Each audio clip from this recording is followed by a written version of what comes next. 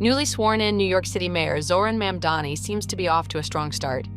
Fresh off a historic win and his swearing in, the 34-year-old is already moving fast, showing early progress and keeping his public image firmly in check.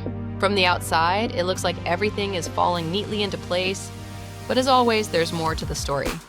One of the most talked about aspects of Mamdani's mayoral run was just how much money his campaign managed to raise. We're talking roughly $4 million in individual donations. Not bad at all, right? Especially for a candidate who positioned himself as an outsider shaking up the system. And we're so grateful for each and every one of your contributions. But here's where things get a little uncomfortable. Back in October, during the peak of the race, the New York Post reported that campaign records allegedly showed around $13,000 in foreign donations, which under campaign finance laws are not permitted. According to that reporting, at least 170 donations out of roughly 54,000 came from contributors listing addresses outside the U.S. One of the names mentioned was Mamdani's mother-in-law, who reportedly lives in Dubai. Republican Curtis Sliwa didn't hold back. "Where there's smoke, there's fire," he said, hinting that the issue might run deeper. Mamdani's campaign responded by stating that any donations found to be non-compliant would be returned. And by the end of October, reports indicated that nearly $9,000 had indeed been sent back. So was it an administrative oversight or something more? I'll let you decide, but it definitely raised eyebrows. Do not send us any more money. And that leads to a bigger question. Does Mamdani always practice what he preaches? As a self-described democratic socialist, he ran on bold promises: fare-free buses, universal childcare, rent freezes, city-run grocery stores, and higher taxes for the wealthy. The message is about transforming the most expensive city in the United States of America into one that's affordable for each and every New Yorker. That same philosophy seemed to extend into his personal life, at least at first glance. When Mamdani married his wife, Rama Duwaji, in February 2025, the couple opted for a modest civil ceremony at the city clerk's office. Public building, subway ride there, one last-minute bouquet, very of the people. Mamdani even told Interview magazine that he chose the location because it represented public goods. I'm a democratic socialist. That means I believe in dignity for all people. But then came the plot twist. A few months later, an Instagram post revealed that before that low-key NYC ceremony, the couple had also held a nikah, an Islamic religious ceremony in Dubai. And not just anywhere. This event reportedly took place on the rooftop of a 4-star hotel overlooking the Burj Khalifa. The florist described it as a full-blown floral installation against Dubai's skyline, complete with lavish arrangements of ivory roses and lush greenery. According to media reports, wedding packages at the venue start at $72 per guest, with minimum spending well into the thousands. Suddenly, that frugal image vibe didn't quite add up. And just when you think you've wrapped your head around all that, another unexpected moment enters the chat. After his mayoral win, Mamdani met with none other than President Donald Trump, a move that drew sharp criticism from some of his own supporters, who saw it as outright hypocrisy. It all went down at the White House on November 21st. And despite months of them dragging each other in interviews, speeches, and on social media, the vibe was surprisingly friendly. Trump, who once labeled Mamdani a 100% communist lunatic and a total nut job, suddenly couldn't stop praising him. Meanwhile, Mamdani, who had previously called Trump's administration authoritarian and Trump a despot, stood beside him in the Oval Office like they were longtime colleagues working on a group project. And I've been called much worse than a despot, so it's not that insulting. Trump even admitted he was surprised by how well the meeting went and said Mamdani might surprise some conservative people. And then they dove into topics both of them care about politically: housing, inflation, grocery prices, utilities, the issues that voters are most concerned about.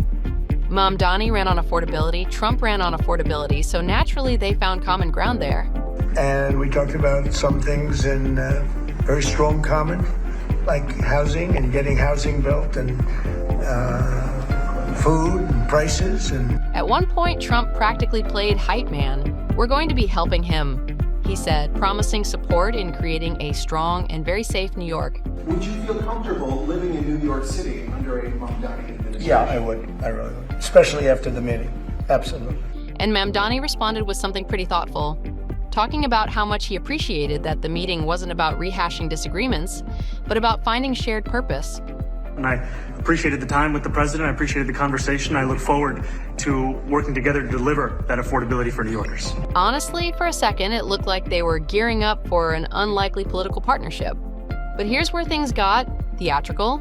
Reporters pressed Mamdani on everything from Trump's past deportation raids to whether Mamdani still thought Trump had authoritarian tendencies. Are you affirming that you think President Trump is a fascist? I've spoken about... That's okay. You can just say yes. Okay. It's easier. It's easier than explaining it. I don't mind. So, let's get this straight. Mamdani basically called Trump a fascist to his face with Trump's full permission. Tell me that didn't feel like a scene from a very strange political sitcom. Of course, the takes online were instant and spicy. Some users argued that Mamdani was playing 4D chess, flattering Trump's ego to keep him cooperative for New Yorkers' sake. One commenter summed it up perfectly. Be chill in his face so you can get him to leave you alone. Others thought Trump seemed oddly charmed by Mamdani, pointing out that Mamdani is young, charismatic, and just pulled off a major upset victory. It makes sense Trump would gravitate towards someone with that kind of momentum. But don't mistake this for the start of a bromance. Even before the meeting, Trump told Fox News Radio he expected things to be civil, and even complimented Mamdani's political run, which, for Trump, is rare. And we're going to be helping him to make everybody's dream come true, having a strong and very safe New York. And congratulations, Mr. Mayor. Thank you, Mr. President. And after the meeting, Mamdani didn't budge on his previous views. Do you think that President Trump is a fascist? And after President Trump said that, I said yes.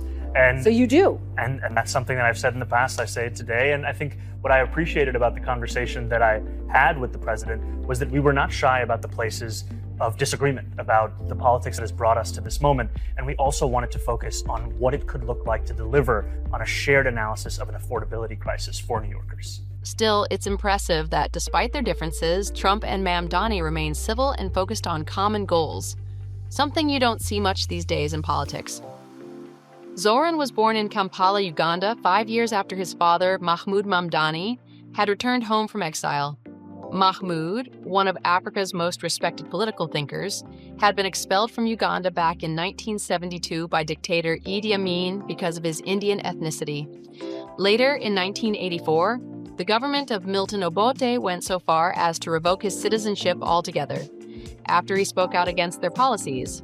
Stateless but unshaken, Mahmoud eventually returned in 1986, determined to rebuild. Zohran's mother, meanwhile, is none other than Mira Nair, the award-winning filmmaker behind Monsoon Wedding and Mississippi Masala. Yes, that Mira Nair, the one who made Denzel Washington swoon on screen long before he was people's sexiest man alive. Filmmaking is a disease, and you have to be sick, and I'm super sick. Yeah. Together, they're a powerhouse pair. Both Harvard graduates, both global voices, both deeply committed to art and activism. Mahmoud currently teaches at Columbia University. So it's no surprise their son grew up steeped in conversations about justice, politics, and storytelling, sometimes all at once. After living in Uganda, the family moved to South Africa when Zohran was 5, and then to New York when he was 7. By the time he hit high school, he was already fluent in crossing worlds, cultural, political, and literal. He graduated from the Bronx High School of Science and went on to earn a degree in Africana Studies from Bowdoin College in Maine. Before politics, Zohran worked as a housing counselor, fighting evictions across New York City. He's described that time as transformative, the point where his ideals met reality. But here's the twist. He also had a creative side. For a while, Zohran was producing hip-hop music under the name Mr. Cardamom, blending his mother's artistic influence with the grit of city life. Chop, chop, chop it up.